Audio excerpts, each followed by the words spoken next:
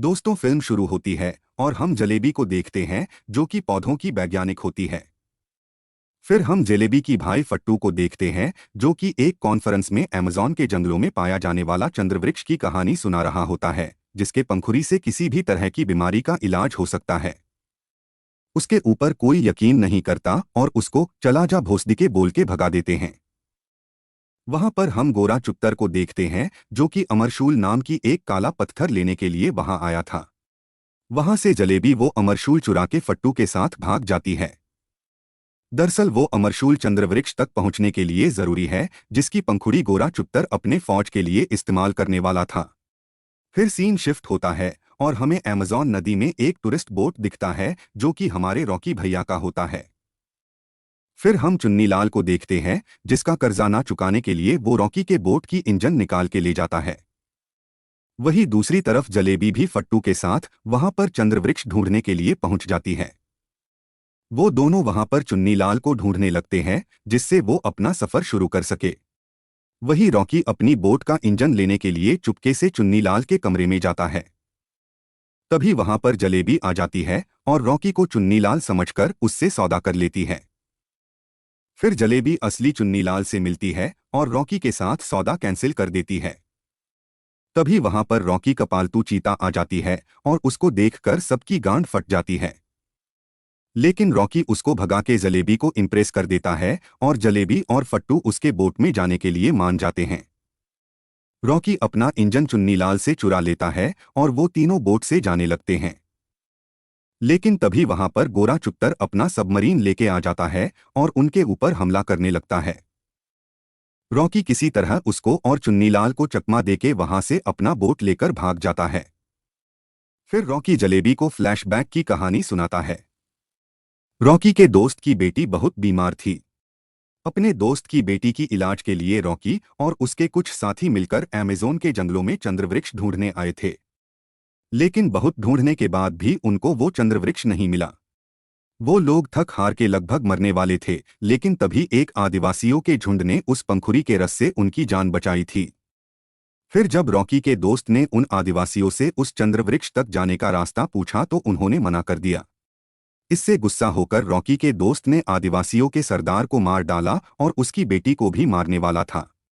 जब रॉकी ने उसको ऐसा करने से रोकने की कोशिश की तो उसने रॉकी के सीने में चाकू घुसा दिया। मरते मरते सरदार ने चंद्रवृक्ष की रक्षा के लिए रॉकी और उसके दोस्तों को ये श्राप दिया कि वो लोग नदी से दूर नहीं जा पाएंगे और अगर गए तो जंगल उन्हें अपने शिकंजे में ले लेगी। रॉकी के साथ उसके दोस्तों की कई बार लड़ाई हुई। फिर एक बार रॉकी ने प्लान बनाकर उनको एक गड्ढे में फंसा दिया। अभी क्योंकि उस गड्ढे में नदी का पानी नहीं पहुंच सकता, वो लोग वह पर पत्थरों में बदल गए और कैद हो गए। ये लगभग 400 साल पुरानी कहानी है। तब से रॉकी ऐसे ही अमेज़न नदी में भटक रहा है और चंद्रवृक्ष ढूंढ रहा है, क्योंकि इस श्राप से उसे वो पंखुड़ी की रस ही मुक्ति दिला सकती है। वहीं दूसरी तरफ हम देखते हैं कि गोरा चुत्तर उसी गड्ढे में पहुंच जाता है जहां रॉकी के दोस्त कैद थे। वहां वो नदी का पानी लेकर आता है और उन्हें फिर से जीवित कर देता है। लेकिन इतने सालों तक सरने के लिए वो लोग दिखने में इतने डरावने हो गए थे कि उनको देखकर किसी की भी गांड फट सकती थी।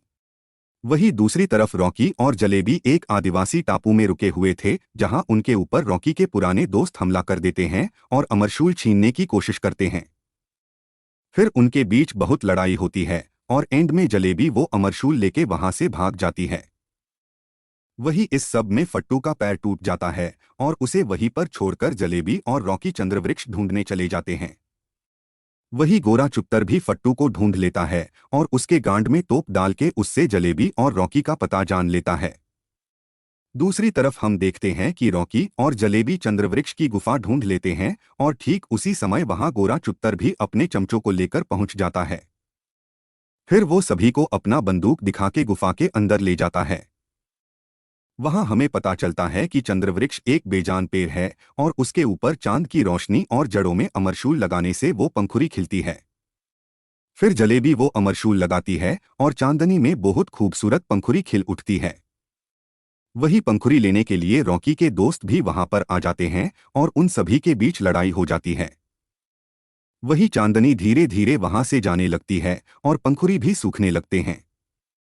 लेकिन किसी तरह जलेबी एक पंखुड़ी तोड़ लेती है और रॉकी उसे पकड़ लेता है।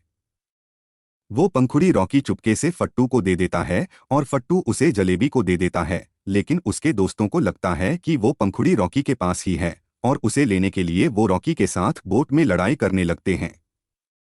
वहीं दूसरी तरफ गोरा चुत्तर फट्टू और जलेबी से वो पंखुड़ी छीनने की कोशिश करता है, लेकिन गोरा चुत्तर के ऊपर एक पत्थर गिर जाता है और उसका पापड़ बन जाता है।